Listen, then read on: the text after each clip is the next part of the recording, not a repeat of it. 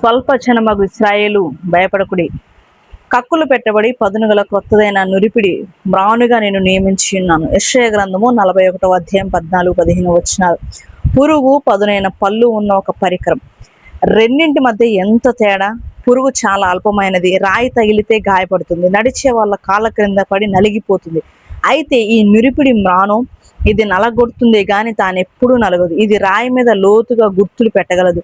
అయితే దేవుడు మొదటి దాన్ని రెండోదిగా మార్చగలడు.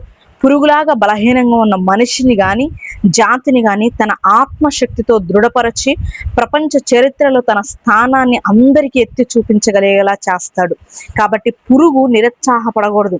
మనలను మన పరిస్థితుల కంటే బలవంతులుగా చేస్తాడు దేవుడు.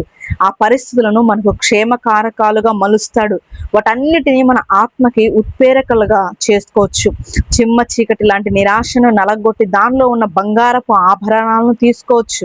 మనకు దేవుడు ఉక్కు లాంటి దృఢమైన నిశ్చయాన్ని ఇచ్చినప్పుడు కష్టాలనే కఠినమైన నేలను లోతుగా దున్నగలం. ఆయన మనల్ని అలా చేస్తానని మాట ఇచ్చాడు. చేయకుండా ఉంటాడా? ఈ లోకంలోని పగిలిపోయిన వస్తువులతోనే దేవుడు తన సామ్రాజ్యాన్ని కడుతున్నాడు.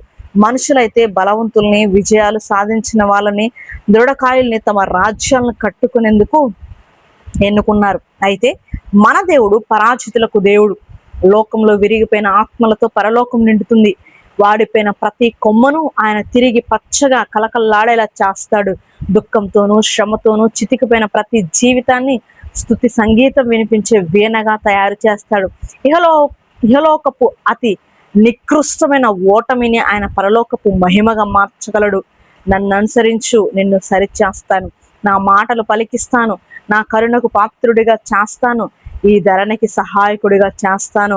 నన్ను అనుసరించు, నిన్ను సరిచేస్తాను, నీవు సాధించలేని దానిని నీకిస్తాను. ప్రేమ, నిరీక్షణ, పరిశుద్ధత నింపుతాను, నా రూపానికి నిన్ను మారుస్తాను. ఆమేన్.